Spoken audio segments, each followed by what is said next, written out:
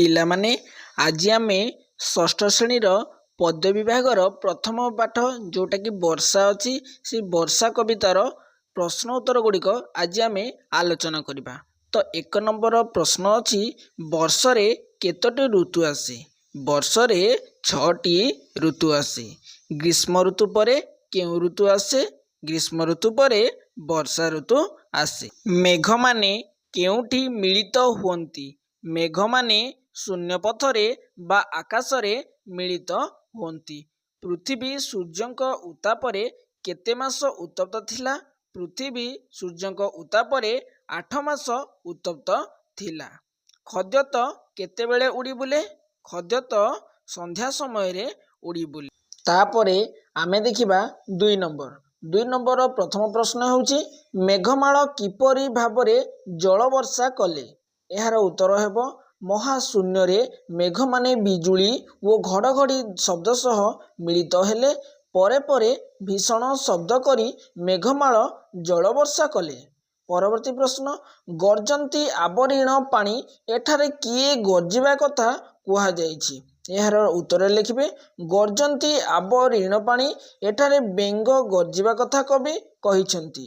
ବର୍ଷାର ଗର୍ଜନ ଶୁଣି ବେଙ୍ଗମାନେ ଜଳାଶୟର ଚତୁଃପାର୍ଶ୍ୱରେ ମିଳିତ ହୋଇ ଗର୍ଜନ ବା ରାବ କରନ୍ତି।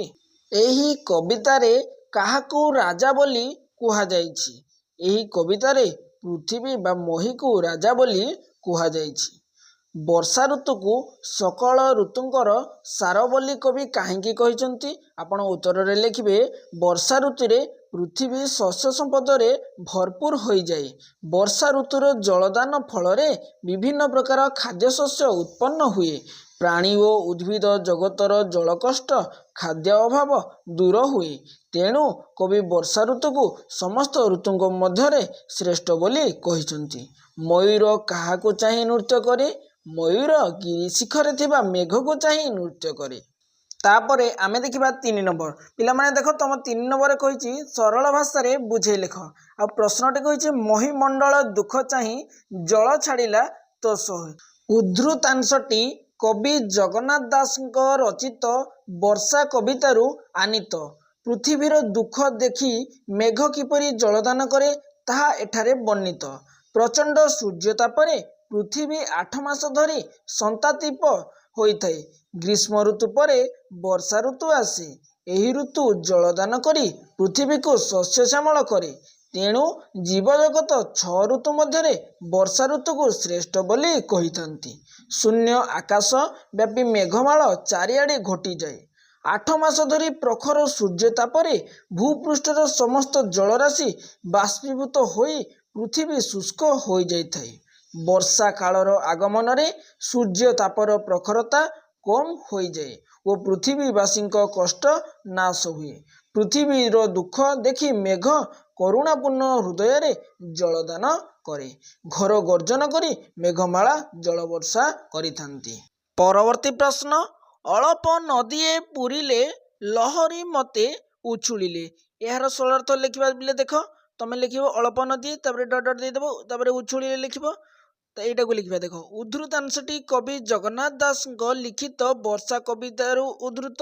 ଏହା ଆନୀତ ଲେଖିପାରିବ। ଏଠାରେ କବି ବର୍ଷା କାଳରେ କ୍ଷୁଦ୍ର କ୍ଷୁଦ୍ର ନଦୀର ଅବସ୍ଥା ସମ୍ପର୍କରେ ଆଲୋକପାତ କରିଛନ୍ତି। ବର୍ଷା ଋତୁ ଆସିବା ମାତ୍ରେ ଚାରିଆଡ଼େ ଅନବରତ ବର୍ଷା ହୋଇଥାଏ। ବର୍ଷା ଜଳ ଲାଭ କରି ପ୍ରାଣୀ ଜଗତ ଆନନ୍ଦିତ ହୋଇଥାନ୍ତି। ଜୁଳୁଜୁଳିଆ ପୋକମାନେ ସନ୍ଧ୍ୟା ସମୟରେ ଉଡ଼ି ବୁଲନ୍ତି। ମେଘର ଗୁରୁ ଗମ୍ଭୀର ଗର୍ଜନ ଶୁଣି ବେଙ୍ଗମାନେ ଜଳାଶୟ ଚାରିପାଖରେ ବେଢ଼ି ଯାଇ ଗର୍ଜନ କରନ୍ତି। ଛୋଟ ଛୋଟ ନଦୀ ଜଳରେ ପୂର୍ଣ୍ଣ ଗର୍ଭା ହୋଇ ଉଠନ୍ତି। ସେସବୁ ନଦୀରେ ହଠାତ୍ ବନ୍ୟା ଦେଖାଦିଏ। ଲହରୀ ସହିତ ଛୋଟ ଛୋଟ ନଦୀଗୁଡ଼ିକ ଉଛୁଳି ଉଠି ଦୁଇ କୂଳକୁ ଛୁଇଁଥାନ୍ତି। ତା ପର ପ୍ରଶ୍ନ, ଛତୁ ଯେ ଛତ୍ରପ୍ରାୟ ହୋଇ ରାଜାର ପ୍ରାୟ ଦିଶେ ମଇ। ଏଇଟା ବହୁତ ଇମ୍ପୋର୍ଟାଣ୍ଟ ସରଳାର୍ଥରେ ପିଲେ ପରୀକ୍ଷା ଉପଯୋଗୀ ପ୍ରଶ୍ନଟିଏ। ଏଇଟା ତୁମର ଆସିବାର 100% ଚାନ୍ସେସ୍ ଅଛି। ଦେଖ, ଏଇ ସରଳାର୍ଥଟି ତମେ କେମିତି ଲେଖିବ? ସଂଶିତ ପଦ୍ୟାଂଶଟି କବି ଜଗନ୍ନାଥ ଦାସଙ୍କ ଲିଖିତ ବର୍ଷା କବିତାରୁ ଉଦ୍ଧୃତ। ଏଠାରେ କବି ପୃଥିବୀକୁ ରାଜା ସହିତ କିପରି ତୁଳନା କରିଛନ୍ତି ତାହା ବର୍ଣ୍ଣିତ ହୋଇଛି। ବର୍ଷା ଋତୁର ଆଗମନରେ पृथिवी शस्यश्यामला होई उठी। पृथिवी पृष्ठरे विभिन्न शस्यराशि भरपूर हो जाए शस्यरे भरपूर क्षेत्र को देखि मनीष चित्तरे पुलक जात हुए।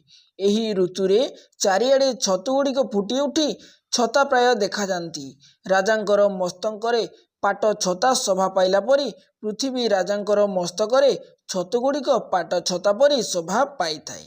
ए सबु दृश्य देखि समस्ते आनंदरे आत्महरा होई उठंती।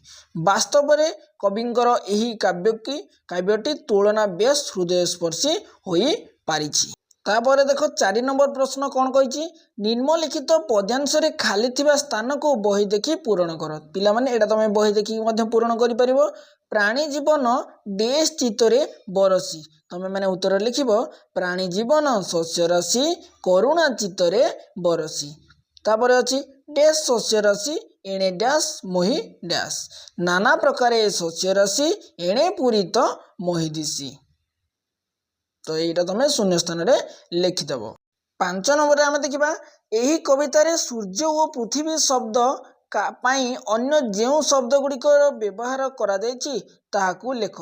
तो पिला माने तुम लिखिदेव सूर्य बदल रवि शब्द व्यवहार करा पृथ्वी बदल मंचपुर या मही लेखा होइछि।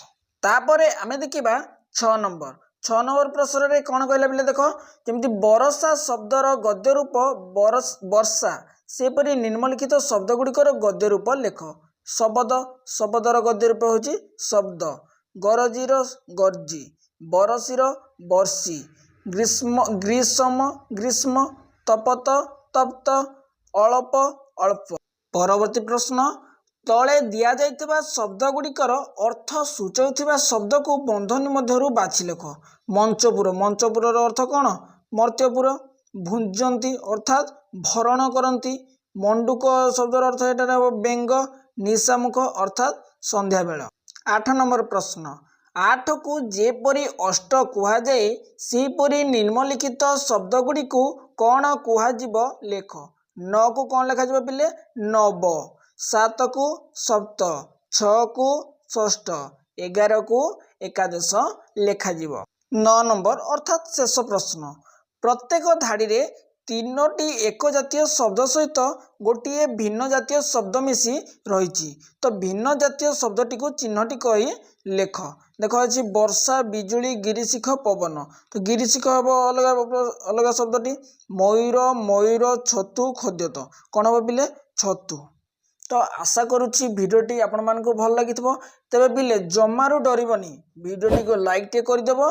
किसी जदि मन में प्रश्न उठुची तेरे कमेंट माध्यम जनइब और चैनल को निहाती भाव में सब्सक्राइब करदेव कारण यहीपरि तुम विभिन्न विषयर प्रश्न गुड़िक मुझे चैनल रे डिस्कशन करी।